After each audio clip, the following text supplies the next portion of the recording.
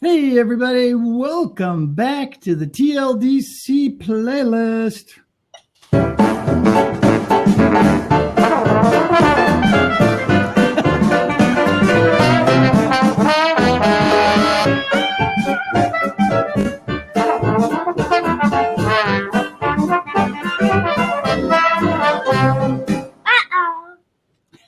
Hey, good morning. I hope everybody took a little bit of time to go take a quick break and then come back for our second playlist guest, Joe Cook. How are you, Joe? I'm doing fine and dandy this morning, this afternoon, this evening, wherever you are. Really looking forward to it, Brent.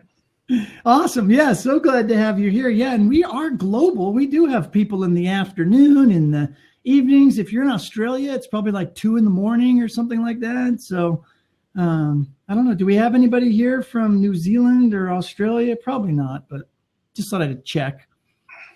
But welcome back. And if any of you are just tuning into this section of the TLDC playlist, welcome. Thanks for joining us. I'm sorry you missed the first one, but for those of you that are staying with us for the full playlist, welcome back. And we're going to jump into a couple other things, but I would not be a good host if I didn't just ask all of those that were here earlier, what did you learn from our first hour together?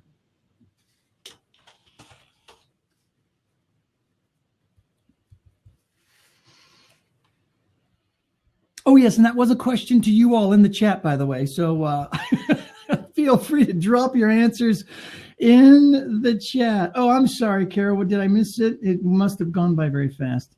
That NKC was the man? Ah, Nat King Cole. Got it. Okay, sorry. I'm a little slow on the uptake.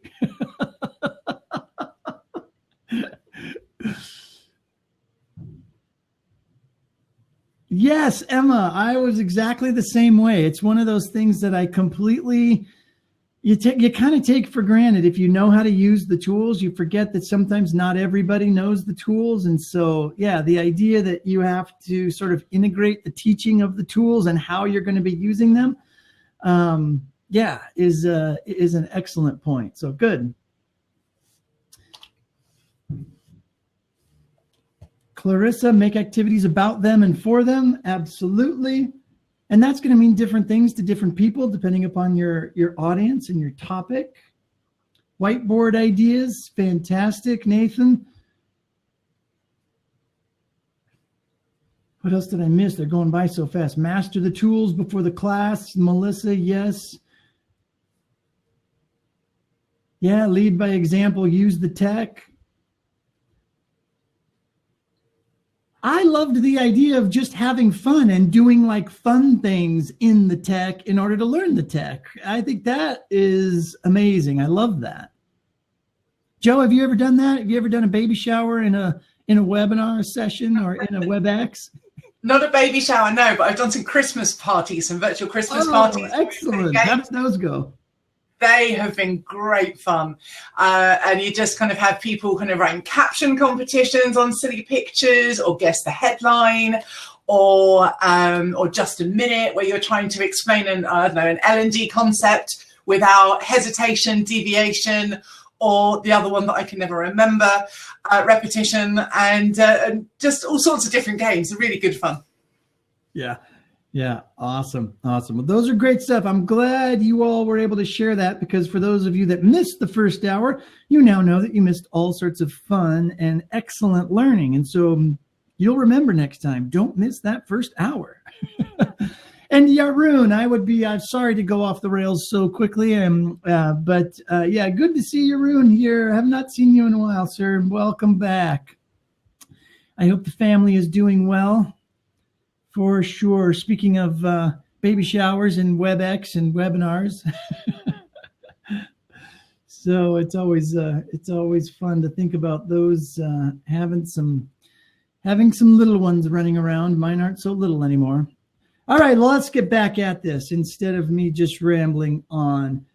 For those of you that are here, you missed Cassie Labori in the first hour. She was fantastic. And now we're rolling into our second hour with Joe Cook. And what we're going to talk about today, right, Joe, is, well, several things, but two of the big ones that we wanted to make sure that we hit on to help us transition from the first hour was get a really strong sense of what are those major differences between the physical classroom space and the virtual classroom space.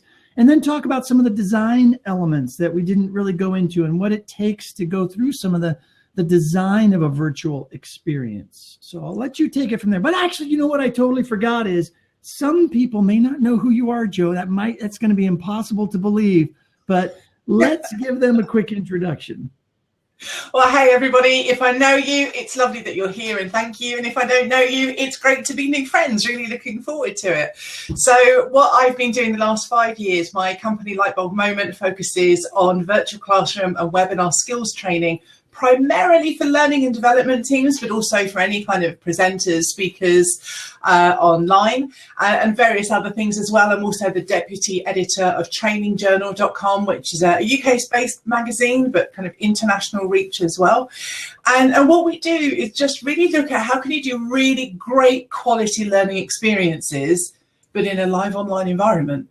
So that's where kind of the similarities and the differences in how you design and you deliver online is really, really important to understand. And so the differences, that's why similarities and differences are so important, because there are both of those things. So guys, in the chat, what do you think the differences are when you're designing for live online kind of virtual classrooms, webinars, whatever it is that you want to do, versus face-to-face? How is that different, do you think? So what are the differences? And thank you, Cara. I tried to paste it again, but Crowdcast said, no, you've already sent that message. You can't say it, send it again. Oh. So what are some of the differences when we're designing and delivering virtual classrooms or webinars versus a face-to-face instructor-led training?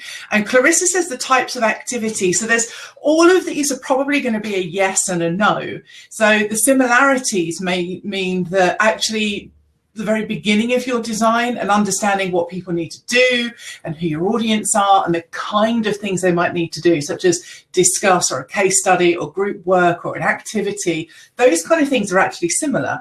And people who haven't done any live online learning before or virtual classroom design, I always say, don't worry about that. Put all that bit to one side and focus first of all on what you would normally do face-to-face. And then you're absolutely right, Clarissa, the types of activities will be different because you might be using a whiteboard rather than a flip chart. You might use breakout rooms rather than syndicate rooms. So some of those things will be a little bit different. Emma says it needs to be interactive. Absolutely, it does, Emma, because otherwise it's just a lecture. It's just a boring webinar. Keith says designing for virtual tools versus physical space. Yeah, so the room arrangement, you're not going to have, you know, is it round tables? Is it going to be set up so that you have rows of chairs? That's all different, but you have your online versions of that instead. Helena says you have to consider how the students learn, which you do in both cases, but it's that little bit different in the virtual classroom or online. Gabriella says class activities and icebreakers. Yeah, because as Cassie said, we still need to get to know each other, and actually we need to get to know the technology as well. So even just like a really simple question at the beginning of, here's a chat window, this is how we use it. What's one or two words about what you're expecting from today? Or just like I've done here, we went straight to the chat with a question for you. This is a great way to get people involved right from the beginning. And loads of other great stuff. Engagement is really important. Helena says about visually, you might have to consider different colours and text, which is really important. And lots of people, Helena, seem to think that if it's a virtual classroom, you can have smaller text or fit more text on your slides, because it's going to be right up there in front of you rather than 30, 40, 50 feet away at a conference. But that's not true. You need less text because you might be having somebody, if you've got somebody attending on their phone, then actually that's going to be really quite small. So that's something to think about. What else have we got? Anthony says, You can hop into stuff quicker online and less time on icebreakers.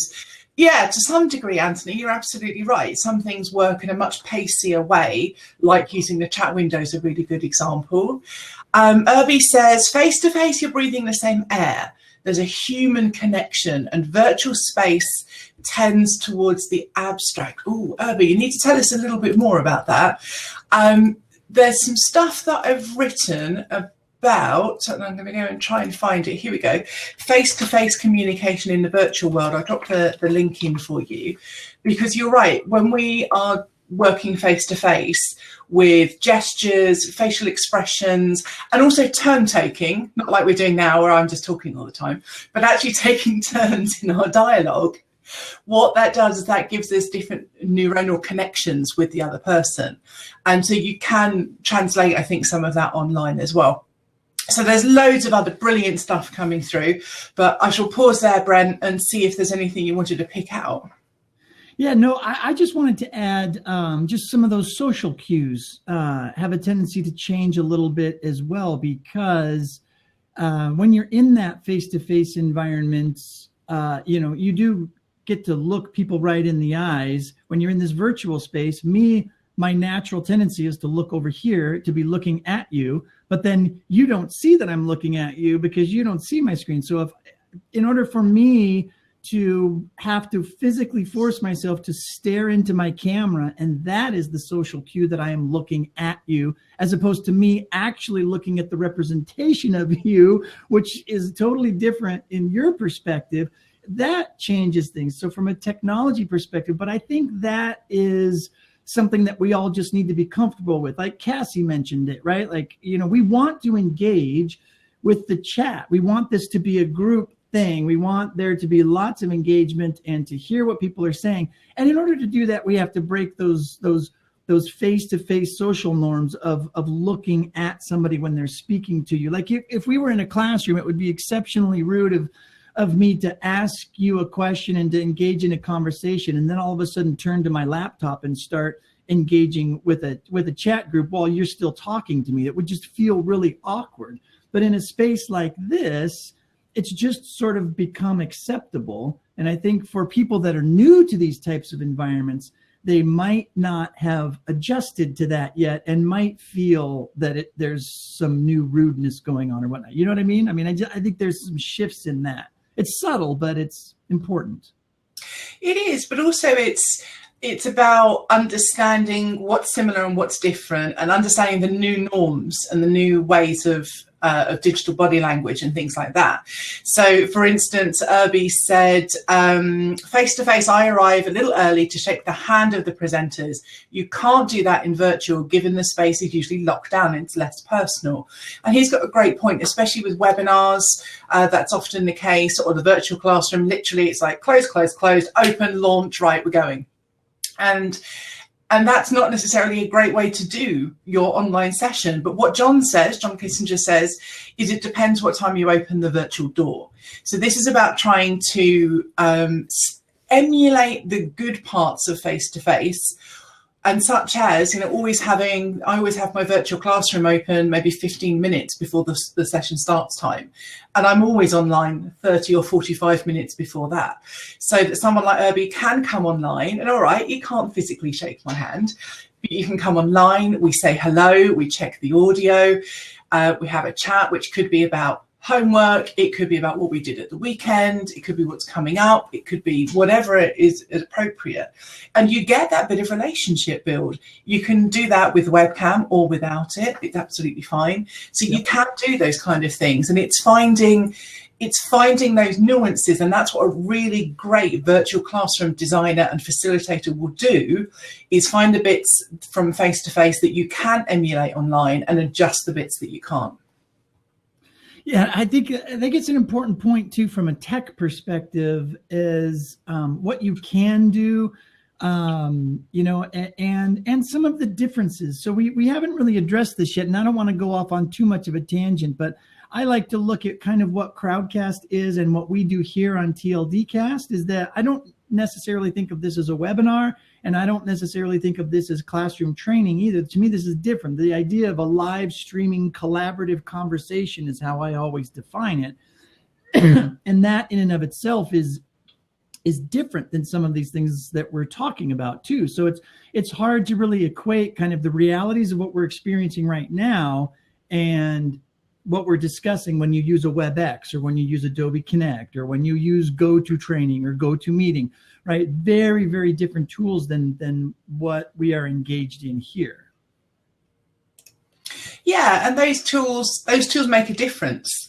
So you can design something for your class once you know what's the business need for this, who's the audience, what do they need to do, what do I need to take into account, all of those things.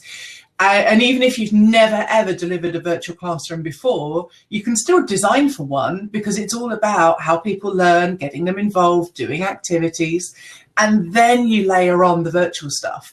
And every virtual environment will be a little bit different. GoToWebinar has no chat room, so you have to fudge that. If we use Crowdcast, it doesn't record live chat. So, you don't have that element to it. If you use Adobe Connect, it's amazing. And you can do all these different things in it, but maybe then what you need to make sure you've got is a producer or a co-host who knows how to use the presenter only area, which is the back end of the software. So, all of those different things will work differently. Some systems allow you to have multiple polls. Some will only allow you one at a time. Some won't allow you this, that, or the other. So when I'm designing something, I design it for what I need people to be able to do by the end of it. Remember, we're a performance-based department or kind of profession. And then depending upon that software, I go, well, okay, I can't have this as 3 multiple choice questions now, but what I can do is ask one question at a time and discuss it and just reword the questions, something like that. Or I don't have smiley faces in this software, but I do have thumbs up. So we'll use the thumbs up instead. Yeah, let's roll into that. You mentioned the designing of a virtual instructor-led classroom, right? Let's talk a little bit about that and the structure. If maybe there's somebody here in the chat hanging out with us today that the reason why they're here, they want to be here for the 4 hours, is they're saying, okay, this is all great, but how do I get started? How do I, is the design process any different? Do I, what can I do to get that process started? Absolutely. And guys, remember, you've got the chat, but also there's an ask a question section. So if you look at the bottom, if you look where you type your chat in, just to the left of that, there's a bit that says ask a question. If you type in there, we'll see your questions, and we'll try to make sure we get to those to answer them specifically, and then we won't miss them as they go past in the chat. Certainly for me, the actual design of anything to do with virtual classrooms is no different from designing face-to-face. Because, as I keep saying, and I will say until I'm blue in the face, because it's true, you have to know what's the point of doing this, what's the business need behind it. And we've had Kathy Moore on TLDC before, and I'm a real big fan of Kathy Moore's action mapping. And if you don't know that, and you don't know your audience, and therefore you don't know what they need to actually do at work, it doesn't matter whether it's face-to-face training, e-learning, information support, performance support, or a virtual classroom or a webinar, it's still ultimately not going to do a great job. So none of those things change. The change is when you get to the actual point of going, right, I know what they need to do, therefore we know what the activities are we need to practice in the session. Now I need to get to the point of going, well, how many people do we have? What are their needs? And then we can look at what are the actual activities we're going to do and how does that work in whichever platform that we've got. And then you can adjust the design from there. Yeah, here's, in the perfect question at the perfect time, Kim asks, is it important to know early on what the tool will do, learning that early in the planning? The sooner you know, the more it helps. But if you know your different tools, you can adjust that as you go along. And most of the training that I've delivered, it's designed and it's training, whether it's face-to-face, a conference session, a one-to-one or a group session. And then somebody says, oh, can you do that in technology platform A, B, C, or D? The answer is always yes. It's just then I go, okay, well, we can't do the group activity that way, or we can't do the whiteboard that way. And then you have to adjust from there. So the sooner you know, then yes, but you should be able to adjust whatever you're doing to the capabilities of the software. Yeah, definitely. I think we touched on that briefly with Cassie as well, right? Under, getting to know your tools is important, and it makes your life a little bit easier, because then you can kind of get ahead of some of those thoughts and ideas and that creativity. But yeah, you should definitely, you absolutely just need to make adjustments on the fly. And I think Emma was asking in the chat, I noticed, what's the easiest tool to get started on? That's a great question, I think. Yeah, it is. And whenever people ask about which platform should I use, it's always about, well, what are you going to use it for, who with, and how, and for what reason? There is no one size fits all. Yeah. So loads of people will say Adobe Connect, and you go, yeah, it's awesome, it's amazing, but it's also expensive and with quite a learning curve, quite frankly. Yeah. So I would not recommend that to be the first one that you go and play with. So something like Zoom is really good. You can get a free account for that, up to a 40-minute session. There's some tweaks in it, but you can get going on that fairly immediately. I think WebEx Training Center is really easy to use. That's the first one I learned. And I think that's a really nice, simple, easy to use tool. Other people will think differently. So it always depends on kind of your background. Yeah. So when you're looking at platforms, look at what you've done before and also what's available. So you might have Skype for Business, for example, in your business area. Is it the best tool? Probably not. Is it the one you've got? Yeah. Go for it, have a play and see what you can come up with. Yeah, that's what we always talk about, right? Is like use the tech you have, use what's in front of you. What do you have? Be creative and go with it. And I think what I'll add, and I don't think anybody even mentioned it in the chat, but I think Google Hangouts is a great place to learn as well for free, especially if you're just trying to get used to being an instructor, right? And getting in front of it. Just get on Google Hangouts and invite a bunch of people and just practice clicking on all those features and talking through it. Find some other like-minded people. This is the thing I love most about TLDC as well, and what we do here is that you can go in and find a bunch of other people that are at maybe the same point as you, wanting to learn some of the same things. You can build a little cohort of folks that are learning, and you can all learn together. So you can all jump into different tools and practice together, get to know the tools. So when you really, have to do that live course and deliver it, you've already got some really good experience and you felt safe learning it because you were with colleagues that you already know. And you can, everybody props each other up too. And we practice together and, it's good. Absolutely. And Molly has said, where was it? I sometimes practice a me, myself, and I webinar with laptop, phone, and tablet, which is brilliant, Molly. And that's how I learned. Was I would have going back a number of years. I think I spent a week at my mum's, kind of supposed to be chilling out, but actually getting very stressed learning Adobe Connect. And I think I had my laptop on the kitchen table, my stepdad's computer in his office, and I was just like running ragged between them going, why isn't it working? It was like, what button do you press for this breakout room? But I learn loads. So yeah. And a good blooper reel. I love a good blooper reel, Molly. Absolutely. Yeah, I'm lucky nobody's made a good blooper reel of me yet, so it's all good. There's time yet, Brent. There's time. Yeah. Well, there's over 300 episodes to choose from, so I mean, take your pick. Yeah, everyone is just on the brink of disaster too. That's why it's fun. So, all right. So design. So design doesn't change much from how we normally design until we get to that part where we're looking at the tech and trying to figure out, okay, how do we need to engage folks? How do we, craft that kind of engagement? Let's go through just a brief idea of how you put that together. Are there templates that you use a lot of content, maybe, a good chunk of the time you kind of fall into the same pattern? I mean, there's got to be some design patterns here somewhere that work, right? Yeah, I mean, so you always need, like any good training session, you have your opening, your middle, and your end. And your opening always needs to include an introduction to the tool.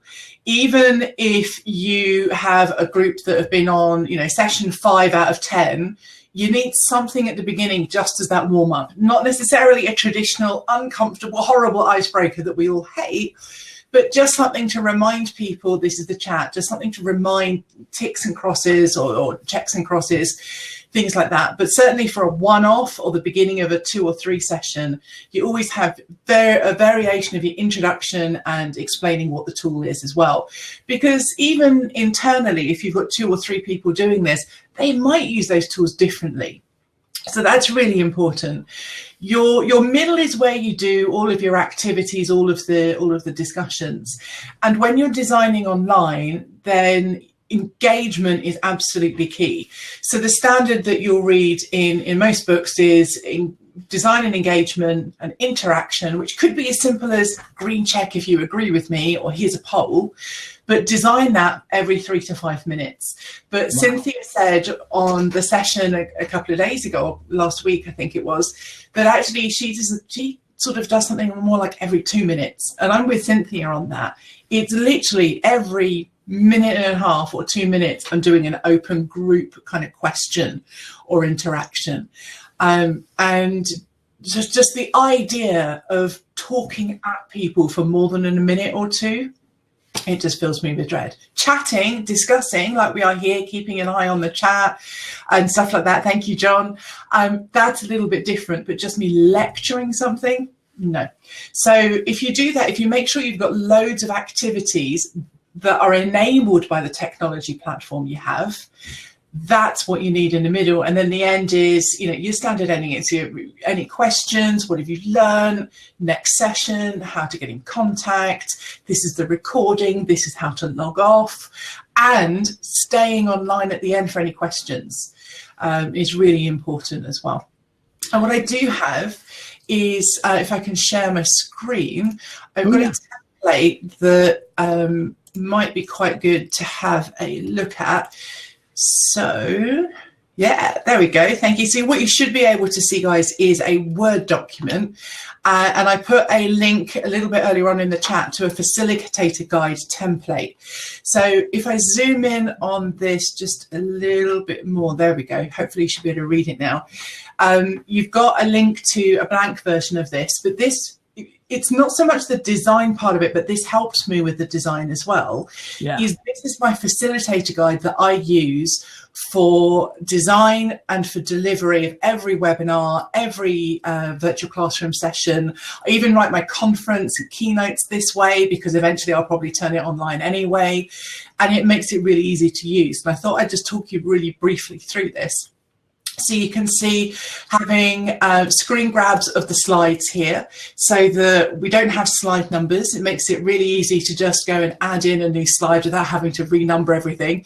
How many times have you had to do that, guys? Write in the chat. How many times have you had to go through a 28-page Word document and change it from slide 17 to 18, 18 to 19? 19. From too many to millions. Yeah. So this removes that. And also, our brains can't read and speak at the same time. It's the same part of our brain processing this. So there's no point me reading slide 18 and then trying to look on my platform going, is it slide 18 or is it 19? Because we can't do that and be delivering at the same time. So what we've got here by using pictures, it's really important. It reduces our own cognitive overload. Yeah. What's also here as well, if I can get my mouse working, are instructions like paste this into chat, which is, I would then literally just copy this as I'm going to do here, paste it into chat and so on. And we've got a column for the facilitator, usually me. We've got a column for the producer, which is Mike. Mike's in the chat today as well, Mike Lightbulb, so he can kind of say hello. Technical notes. So this is an Adobe Connect version. So this is where I have the layouts. That's a feature in Adobe Connect. And timing. So loads of people kind of think, 20 seconds, 30 seconds? Really? That granular? And Mike says, I live and die by the producer section. Yeah, die, usually, Mike, actually. So if I scroll through here just a little bit, what you can see here, again, another screen grab. I put questions in red. It really makes it jump out, especially when, you know, I've taught about feedback icons on every single webinar and virtual classroom session I've done for 5 years. I don't know how many times I've done that, but quite a lot. So I don't need to read out this script. I'm not going to really say we can't see each other like a face-to-face classroom. So there are some great ways to quickly interact. I'm not going to do that. I do it live and natural. So this is not a storyboard, but it is what I use to outline. So when I'm writing my session, Helena, is I actually write it in this format, and often it starts with a great big load of text, like maybe here, and then I split it into separate sections. So the red are for the questions, so that if I've forgotten something, I just look through and go, oh yeah, they're supposed to do this. But also I use icons here. So this is just screen grab from WebEx, and it's the WebEx, the old WebEx actually, hand up, green check, red X. And that really helps me to understand what it is people are doing. Again, there's no text. So if I scroll through here, you know, there's a question to mark in here. Please type in the chat panel or something. And the chat panel kind of marker is there. So it's immediately saying, just go and do it this way. And let me see if I can find you another better one. Yeah, so I've got my polls in here, which I don't have a picture for. And it just really, I think, helps. Things like here, asking a question. It's a whiteboard, and I've just got the T-text tool, which means go and use that to kind of do a whiteboard. And all the timings add up. And the reason that's really useful is what I can see then is, oh my God, I'm 2 minutes behind or 2 minutes ahead. And Mike will tell you it's usually behind, but he trusts me now just to bring it all back in at some point and skip something later on, because you can be flexible. I do not stick to this script exactly. And if at this 20-minute point, I'm at 25 minutes or 18 minutes, I just go, you know what, that's okay, because I know my topic, because I've planned everything so much in advance and I know my tools, yeah. I can be flexible, which means I know a little bit later on we've got a discussion point. You know what, we can spend more time there if we want to. I don't have to worry about cutting people off and various other things like that. And this, if I just sort of scroll down, this just carries on in the same format. So you've got the slides, the interaction, and hopefully what you may or may not be able to see here is that there's an interaction every few minutes. You know, this is only 30 seconds. Then there's a chat thing we've got for 3 minutes. Then there's only 30 seconds. Then there's another chat thing, and so on and so forth. So this is all the time. I love it. This is fantastic. And we've had a lot of people in the chat comment on what a wonderful format this is. And thank you so much for sharing with everybody. That's just like my pleasure. The price of admission today, let me tell you.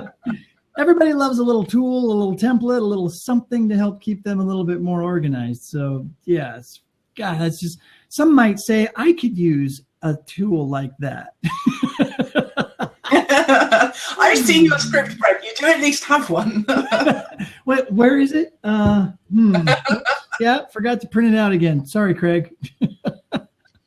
So I think we've got a couple of really good questions. Oh, did you hit the section? Yeah, so that I noticed that too. So Kara had a great question, and this is a bit of, poking the bear just a little bit. She says, I like the interaction idea, but are interactions actually learning? It proves you can click something, but is that just like the new next button? That's a great way to look at it. Oh, Cara, you ask such great questions. So it can be. And I do see that a lot, especially with newer facilitators. When you're trying to learn all the new tools, there's so much out there. And what I see people do is a version of, I share my Excel screen. So green check or tick if you're in the UK or Europe. Can you see my screen? Everybody does a green check. Yes, we can see it. Okay. Which you shouldn't really have to ask, because you should have your second computer with the attendee view. Then you look at it and you can see the shares working. And you don't need to ask then. And then they say, right, so to do a formula, you always type in equals, green tick if you understand that. Everybody clicks the green tick. And, it's like, and then if you're typing in and adding up, then what you do is you put brackets and you type this and you do that. Green tick or green check if you can see that. Green check.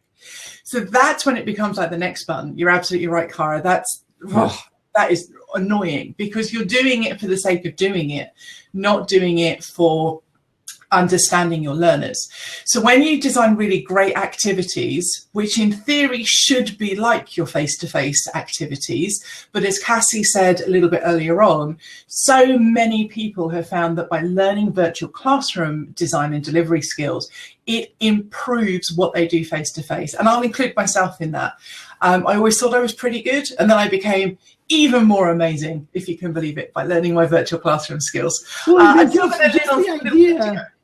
Just the idea of needing to do an interactivity, right? And needing to engage your audience every 2 to 4 minutes or whatever, that in and of itself, I think if somebody actually got into the groove of doing that virtually online, and then you took that into the real face-to-face classroom, that alone would make your classroom experience 100 times better for your attendees. So yeah, I could totally see that. So for Cara's question, yeah, if people are doing a version of green check, green check, green check, or here's a poll, oh, you've all clicked this answer and move on, yeah, then that's just the equivalent of your next button. If by using a poll that you then have a discussion based off of that, and so something I'm really keen with the design of this is that when you use a tool, you don't just use one tool. We tend to learn it by going, here is the poll, let's learn how to do this. Here is a green check, let's learn how to use it. Here is the chat room, let's learn how to use it. But actually it's the combination of those. So you need to do a poll to ask a particular question, get a feel for a room, maybe it's a sense check, maybe it's a knowledge check. But from there, you need to follow up on, well, who got that wrong? Or why did you select that? Did you guess it? Or did you really know? And tell us more. Open up microphones. Let's have a discussion. Well, all of you that selected option A, you're going in breakout room 1. Everyone that selected option B, you're going in breakout room 2. And actually mixing all of those tools together. So the reason I do interactions in my sessions is that I love interacting with people. I don't like lecturing. I like talking. I don't like lecturing. They're 2 different things. And I really want to feed off the energy of people, which is why things like the chat window is brilliant. Having various feedback icons like smiley faces and applause are amazing. So by doing that, what you are doing is getting to know people. It's digital body language. And Mike, I think I have done a really in-depth blog post about what is digital body language and how we can apply it to the virtual classroom.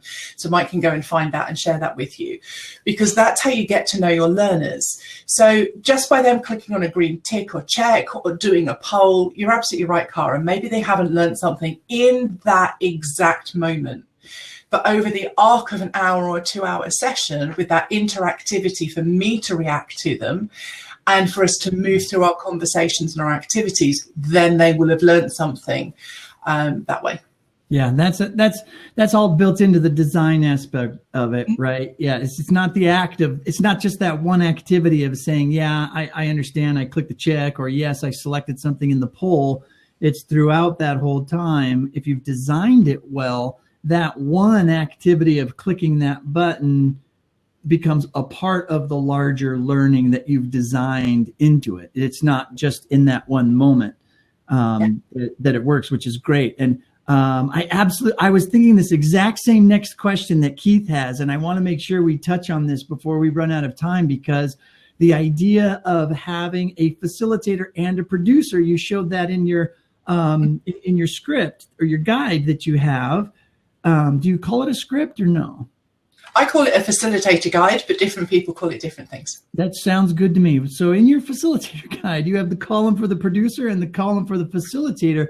But Keith's specific question is that he finds it interesting that the best webinars have both of those, have both a facilitator and a producer.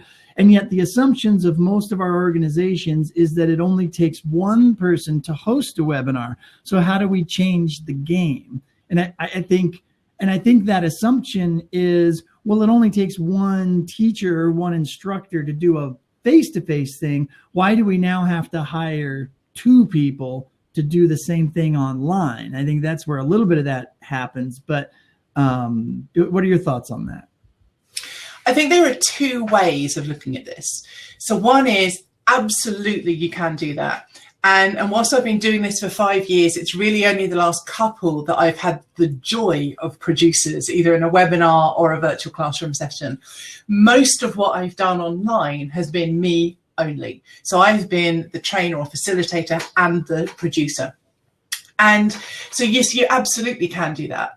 But that's a humongous overhead for one person to do, because you have to be spinning all the different plates and patting your tummy and rubbing your head at the same time, because you have to be looking after everybody, looking after the technology, and be delivering and doing all of those great things. Yeah, so you can do it. That's not so hard in a platform and an environment like Crowdcast. That's not so hard. But when you get into some of these really complicated, tools like Adobe Connect and WebEx and whatnot, where there are a lot of things going on and a lot of really great functionality, it really needs a two-man show. Somebody's got to be behind the scenes taking care of stuff, and you just have to be the facilitator that's locked into the needs of the attendees, and you don't have to focus too much on it. You've got somebody else. I'm super lucky. I have all of my volunteer producers in the chat always guiding me and helping me do this every single day. So I have that, my own support group. So and you're absolutely right. So having that is, so you can go one of those two ways. You can do it on your own if you know your technology, if you know your stuff, if you've planned ahead and you are super comfortable or getting towards being super comfortable. And if you ever saw my first few live online sessions, hideous beyond belief, obviously. So you've got to make sure that that's the case. But for so many organizations, those people are not delivering virtual classroom sessions day in, day out. And to get to that level, you need to be doing it for probably half of your role, half of the time. So if you're only doing it once a week, once a month, you're not going to get to that level. And every single time it's going to be stressful. Every single time something's going to go wrong, you're not going to be able to fix it. You're going to feel terrible. You're not going to want to do it next time. And this stress just keeps kind of building.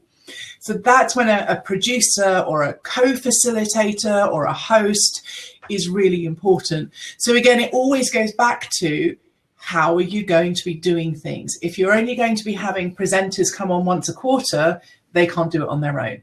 If you're only having trainers do it maybe once a month, if they're lucky, they can't do it on their own. If it's the majority of your job, it will take some time, but then you will get to a point where you can do it. But it's a huge amount to take on board and learn all in one go. Yeah, Christina makes a great point that the producer role can be a great way to grow new facilitators too. Right. And I love your idea of having a co-facilitator or having two people that teach the same class and you just swap the roles every now and then, because, you know, I mean, all of us have been in a corporate job where you're teaching the same course or the same onboarding over and over and over again. So to mix it up a little bit, maybe one week you're the producer and the next week you deliver the course, you're the facilitator, and then you switch back and forth again. So I think variety is good. Yeah, and it helps also the facilitators to learn the technology as well. So either way round that works. It can help your new facilitators learn the technology for when they're ready to do that a little bit later on. And Alex says, I've always done online training alone and will admit sometimes ideas get tossed out because one person can't do it. Yeah, so two heads are always better than one. And if you've got really big, busy sessions, probably more like webinar sessions, then you might actually need somebody who's a producer, somebody who's a host, somebody who's a moderator in the chat, a couple of your salespeople in the chat, maybe, depending on what kind of session it's going to be. But the other thing with the facilitator guide that I use, and you can go and download and hack it about, make it your own version, ignore bits you don't like that I've got, whatever it might be, is even if I'm doing something on my own, that's the plan. I still have my producer column separate, because what that allows me to do is look through and go, all right, so there's my script part of what I need to say. There's my question I need to ask and discuss with people. But actually, there's the hyperlink that I need to paste in. Oh, now I've got to be aware that in 3 slides time, I've got my breakout group. So I need to ask a question for people to write on the whiteboard. And whilst people are taking that 30 seconds or minute to write, I can go click, click, click, click, click, and put everybody in the breakout room ready. So it still allows me to plan and do ahead on my own. Very, very good. Well, we're at that 9:45 mark. Where can people get a hold of you? We've dropped in a ton of links, and thank you so much for all of those. But let's give you one more shot in case people don't want to scroll back and get in touch with you. Absolutely. So you can find me at my new community, which is lightbulbmoment.community, completely free, completely open, all around virtual classrooms and webinars specifically. So do come in there and have a chat.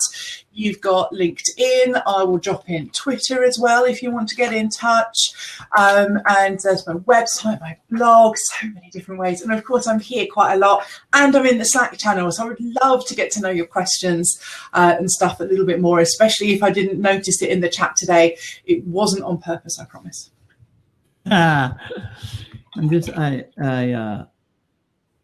I keep forgetting about the different time zones and everything. So for those of you on the East Coast where it's lunchtime, just order in. Don't go out. Just order in a sandwich or something. You'll be fine. We've got 2 more solid hours of virtual instructor-led training conversation here, and 2 more great guests to hang out with us and to tell us more about what's going on. So, my gosh, Joe, thank you so much for hanging out with us and sharing so much valuable content. We really appreciate it. It's absolutely my pleasure. And thank you, everyone, for your questions and your comments. And I look forward to getting to know you even more over the next 2 hours. Perfect. Thank you so much. I'm going to close out your video and we will move on. Goodbye, Joe. Thank you. All right, everybody. Hour 2 of the virtual instructor-led training playlist comes to a fantastic close. But don't go anywhere. Like I said, order out, get a sandwich delivered to your door or something like that. Maybe if you thought ahead, maybe you've already got a pizza there with a whole room full of folks and you're enjoying this collaborative, interactive playlist session together. I'll have to download that during this next break, and then I'll play it for you. We do have Cynthia Clay coming up next to talk about some of the brain-based principles of engagement in the virtual classroom. So this is going to be good stuff. Cynthia was just recently on as a guest, and she has some great tips to share. So don't go anywhere. And take a quick bio break if you need to, but don't forget to come back because we have a lot more in store for you. So we will see you momentarily.